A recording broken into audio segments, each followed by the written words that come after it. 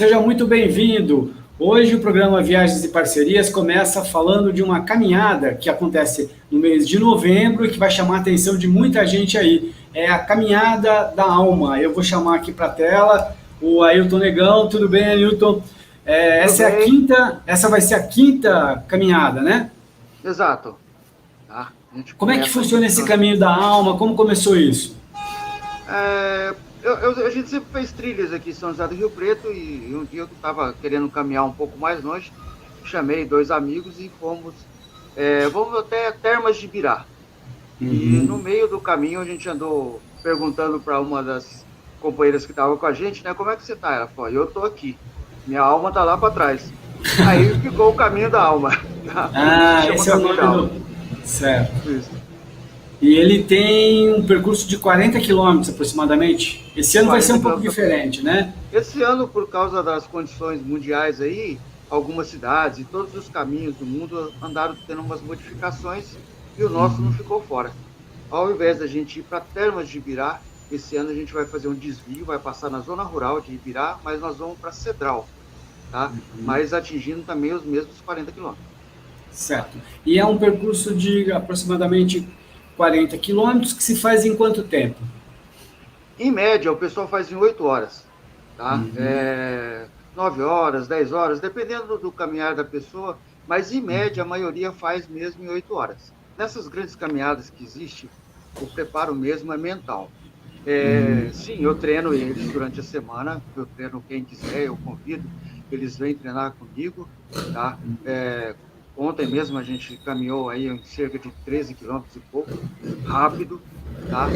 Então, esse pessoal, eles não são excepcionais, eles são, vamos dizer assim, normais, caminham comigo todos os domingos, fazem trilha, e conseguem fazer, já fizeram já esse caminho e vão fazer novamente, tá?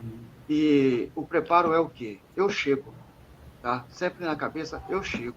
Se falar, mas, esse mas é o que atrapalha muito de tudo na vida, né? Tá? A Sim. perseverança, sim, a perseverança. Eu vou chegar e chega, tá?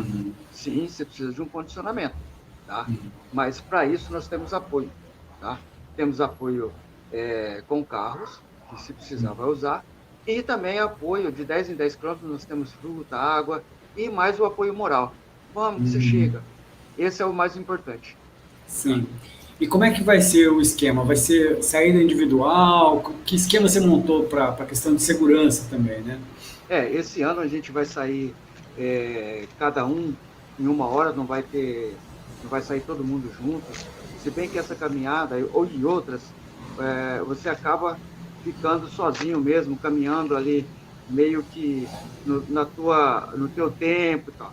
Esse ano a gente vai sair, cada um vai sair no teu tempo, tá?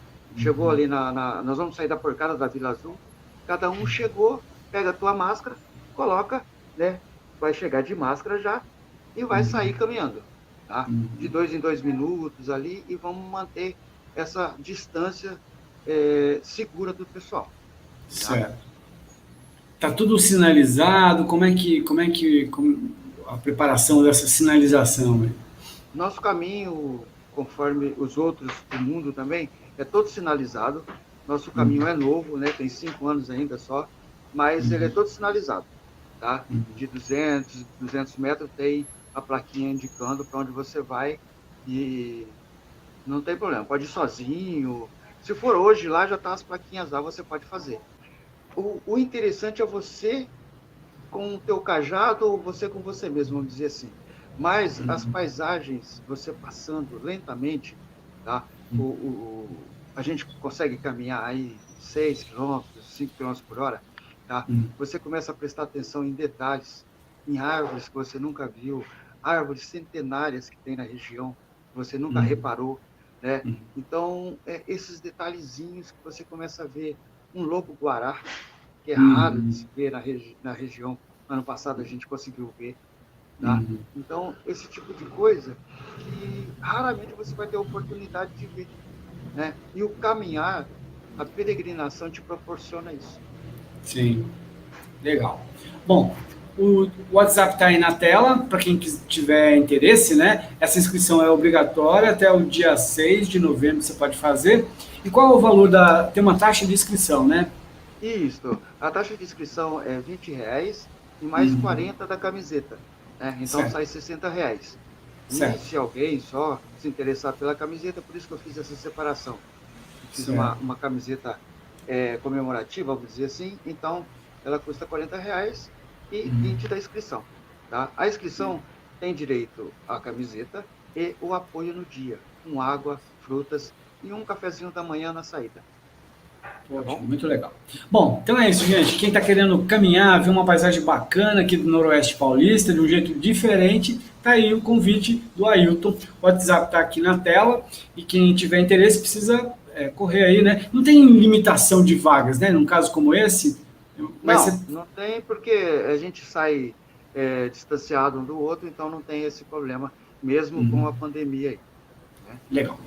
Ailton, muito obrigado, sucesso aí na caminhada, a gente vai ver se acompanha isso de perto e desejo aí que seja uma boa caminhada para todo mundo. Valeu? Obrigado. Valeu você aí, viu? Oportunidade. Tá? Valeu, até mais, obrigado.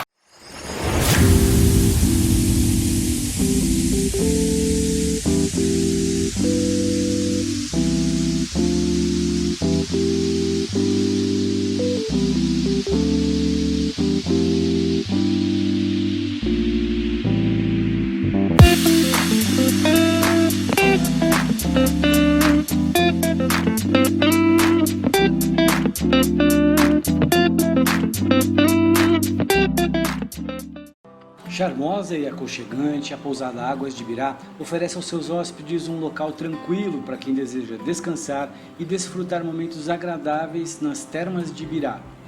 Todos os apartamentos têm uma varanda privativa com rede, ar-condicionado e acessibilidade.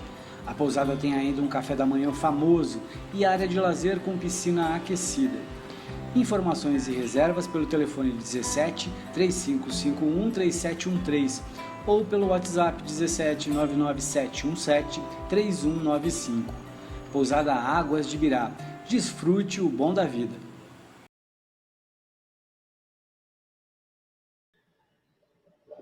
A gente vai bater um papo com um amigo que está lá em São Paulo. Então, seja muito bem-vindo.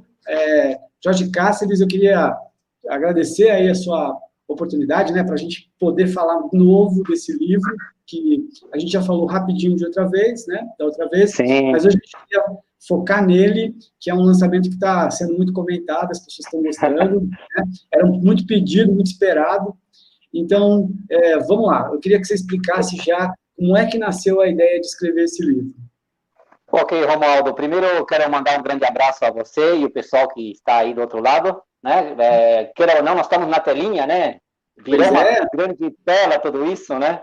Sim. E eu agradeço o convite, é a segunda vez que a gente está junto e acredito que vamos ter mais vezes, com certeza.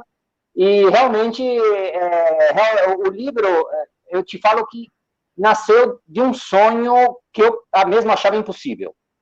Porque, como eu comentava outras vezes, eu sempre me preocupei em dar palestras. Eu sou professor de espanhol, formado, tradutor também. Hoje eu trabalho só com tradução, mas como eu te falo, não era meu objetivo lançar um livro. O que eu queria era que as pessoas soubessem do caminho através das minhas palestras. E na Associação de São Paulo, que nós temos aqui em São Paulo, comecei a participar bastante como palestrante. Até outro dia se comentou que eu sou um dos que mais palestrou no Brasil nesse tema, e eu acredito que seja mesmo, porque eu perdi a conta de quantas palestras foram. E quando você vai numa palestra, normalmente eles acham que o palestrante ele tem um livro para vender no final. E eu não tinha nada. E as pessoas, assim, não tiravam foto das telas, não gravavam nem nada, achando que iam levar o livro no final e tinha uma grande decepção. Então, chegou um momento que eu vi que estavam me apertando de pedir, porque falaram, tudo isso que você fala, você não coloca escrito, né? E eu não tinha intenção. Eu dei palestras em vários estados do Brasil, até para Portugal também. Mas aí chegou um momento que a pressão dos amigos, né, que eu conheço era tanta, que falaram assim, olha, eu vou ter que fazer esse livro, não vai ser um guia, porque eu acho que guia já tem vários no mercado, e já tem até aplicativos hoje. Mas, como eu sempre estudei a história do caminho, e eu sempre, apesar de não ser da área de história, eu sempre gostei da história medieval, tanto que meu filme de criança mais assistido foi o Cid, com Charlton Heston e Sophia Loren. Você imagina, de criança, né, assistir esse filme, que eu perdi, às vezes, mais do que desenho animado até. Então, chegou um momento que eu falei assim, olha, vamos botar a mão na massa, e aí foi um projeto mais ou menos de 1 ano e meio até a execução, e quando chegou na execução, veio o grande problema da pandemia, né? Porque eu já estava com tudo pronto, diagramado, e aí me vem a pandemia de uma vez só, né? E aí você fez o quê? Primeiro, então, a versão... já existe uma versão disponível que está na Amazon, é isso? Veja bem, quando veio a pandemia, a minha preocupação era assim, primeiro veio todo esse problema do contato com coisas físicas. Então, como é que eu vou mandar um livro, a pessoa preocupada, sabe, ficar passando álcool gel no livro, tem toda essa coisa inicial que a gente passou bastante, né? Então, como eu já estava com o livro pronto, aí eu rediagramei para formato digital. Inclusive, eu lembro que até o momento tinha umas 40, 50 fotos no livro, passaram para 180, porque no formato digital não há um limite tão claro como o livro físico, né? Então, mandei fazer ele no formato digital, eu coloquei todas as fotos que eu queria, todas são coloridas, ficou uma maravilha.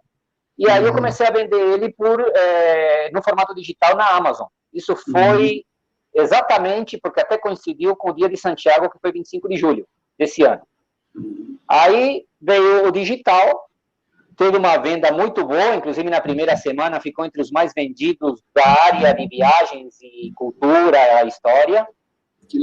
Mas aí eu falei, olha, o pessoal falava, que legal que saiu digital, mas eu quero a dedicatória, eu gosto do livro, eu gosto do cheiro de papel. Muitas pessoas me falavam isso. Sim. Aí eu falei assim, bom, vamos voltar para aquele projeto inicial que eu tinha em janeiro. Mas só que eu achei tão bonito o formato digital que eu quis deixar o mesmo formato no livro físico. Só que aí tinha todo um problema de fotos coloridas, que o custo inviabilizava todo o projeto, mas eu não queria mais tirar nenhuma foto, eu já achava que faziam parte do livro digital e tinha que ser igual no físico. Então eu resolvi passar tudo para preto e branco, e para que as pessoas pudessem acompanhar a mesma realidade das fotos que tem no formato digital, eu coloquei uma página no Facebook, que tem o nome do livro, onde tem 20 postagens praticamente, desde o capítulo 1 até o 20, e cada postagem é a foto colorida daquele capítulo. Então, eu fiz até vou te mostrar aqui, eu fiz um marcador de páginas que acompanha o livro, aqui, com o endereço do Facebook, para a pessoa acessar. Então, se a pessoa está lendo o capítulo 5, vai lá, vê as fotos do capítulo 5 e segue adiante. A tecnologia nos permite essa jogada, né? Pois é, mudou tudo. Sim, porque em épocas antigas eu teria que ficar chorando que a foto ia sair preta e branca e acabou, né? Sim, e hoje nós temos todo esse projeto aí. Que legal. E, Jorge, esse livro, a sua primeira experiência no caminho foi há quanto tempo? Mais de 20 anos? Olha, eu conheci o caminho em 1999, e aí eu demorei praticamente até 2001 para poder ir. Né? Então, a partir de 2001 que começou toda essa minha história, que eu achei, como todos os peregrinos acham, que com um caminho eu estaria satisfeito, mas houve um questionamento e uma procura pelo saber do caminho muito forte, um chamado muito forte pela história. Eu comecei a me preocupar em trazer livros da Espanha com gente que estava no caminho, por exemplo, o Romualdo terminou o caminho, aí eu falava para ele, Romualdo, vai na livraria, pega esse livro e eu pago para você. Como eu sou professor de espanhol, tinha essa facilidade dos livros em espanhol, porque a maioria dos livros são em espanhol, então eu acabei fazendo praticamente uma biblioteca aqui em casa, né? E isso me ajudou muito, sabe? Chegou um momento realmente que eu tinha que colocar isso para fora, porque eu acho que, assim, a gente, quando aprende as coisas, a gente tem que compartilhar. Sim. Isso de saber alguma coisa e, olha, isso é um segredo de Estado, não vou contar para ninguém, sabe? Comigo, se você quer contar um segredo, não conte para o Jorge Castro. Porque, assim, realmente, assim, eu acho que coisas da história, e principalmente que envolve o Caminho de Santiago, que é riquíssimo em história, eu acho que as pessoas têm que saber, a gente não tem que ficar, olha, isso não pode ser comentado, olha, você acredita ou não? Eu acho desse modo. cada um tem o seu livre-arbítrio. Sim. Né? Então, eu queria que você contasse um pouquinho como é que foi, assim, separar de 20 anos de histórias, né, e juntar tudo isso. Como é que você fez? Como é que foi fazer isso? Essa separação do joio e do trigo? Pois o que você achava importante que comportaria ali naquele espaço, sim, né? Sim. O que aconteceu foi assim, a princípio eu comecei a escrever algo e se parecia demais a um guia. Dia a dia, o que a pessoa vai encontrar, como é que vai fazer, onde comer, e eu achava que estava ficando mais do mesmo. Então eu falei, não, olha, eu tenho que voltar para trás e contar realmente a história do caminho, tudo aquilo que eu descobri, desde o início, desde que Santiago pregava na Espanha até os dias atuais. Né? Então, tudo aquilo que eu já tinha como estudos, eu fui juntando e viraram capítulos, e muitas coisas que eu não tinha, mas sabiam que seriam capítulos obrigatórios, eu me obriguei a ir ano passado para vasculhar aquelas coisas que faltavam. Eu sabia que tinha lugares que eu precisava ir e não tinha ido, e eu precisava respostas a respeito, não é simplesmente entrar numa internet e ver fotos ou textos de alguém, mas ter a minha própria história daquilo. Então, foi assim, eu tive que fazer uma última viagem em 2019, já com o livro, te diria, uns 90% pronto, e isso terminou com 2 últimos capítulos que faltavam, mas que eram fundamentais. Eu sabia que ia faltar um vazio no livro, ia ficar um vazio ali, coisas faltando, né? Então, eu falei, olha, preciso ir. Você imagina que eu tinha uma viagem marcada com a minha esposa para Machu Picchu em julho do ano passado, e eu tive que sentar e falar, olha, nós precisamos adiar, porque se eu não sentar, se eu não for para a Espanha, sentar e escrever isso que falta, eu não consigo lançar um livro. Então, ela entendeu, acabou indo comigo, ela também é peregrina, então ela acabou indo comigo e a gente foi fazendo todo um percurso de aqueles detalhes que faltavam, né? Isso acabou completando o livro e até enriquecendo, porque tem coisas que você sabe que com 20 anos, por mais que a gente fale de história, as coisas mudam. Tem lugares que são melhorados, tem lugares que estão em pior estado porque o patrimônio histórico não fez muita coisa.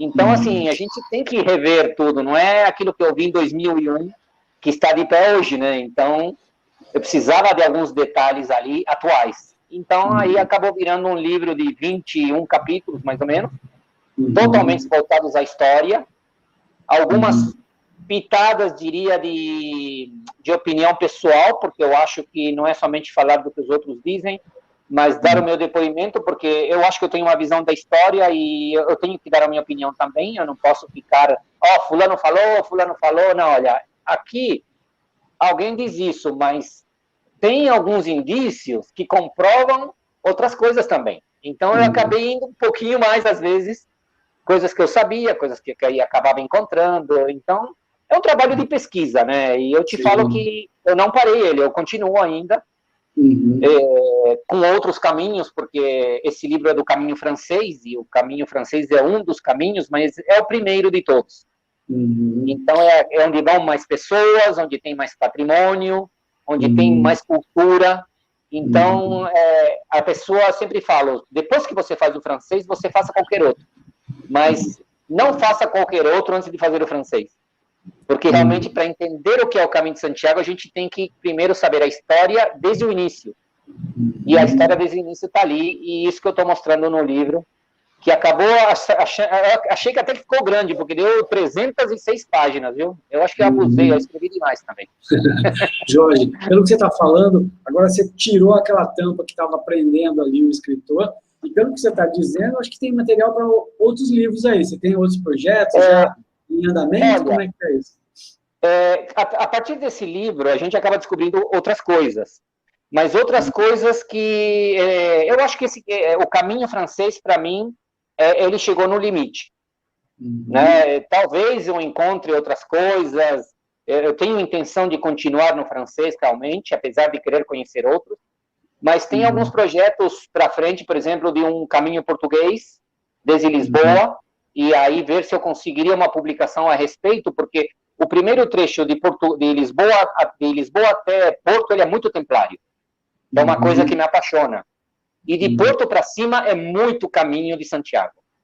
Né? Então, assim, É um livro que eu gostaria de fazer, mas também eu precisaria fazer um estudo desde o princípio. E tem também dois caminhos no norte, que um é o caminho primitivo e o outro é o caminho inglês. O caminho primitivo, rapidamente, é um caminho que foi feito pelo primeiro rei que visitou o túmulo de Santiago para ver se era ele mesmo que estava enterrado ali. Então, se diz que teria sido o primeiro caminho, porque o rei saiu de lá até onde hoje é Santiago, para ver se realmente era o túmulo do apóstolo. Então, tem esse caminho que se chama primitivo. E o caminho inglês, que ele sai de La Coruña, ele tem menos de 100 quilômetros. O caminho primitivo, ele já tem uns 300, né? O caminho francês, para você ter uma ideia, tem aproximadamente 800 quilômetros. É um mês de viagem. O primitivo tem uns 300 e o inglês tem uns 80, mas ele é curto por quê?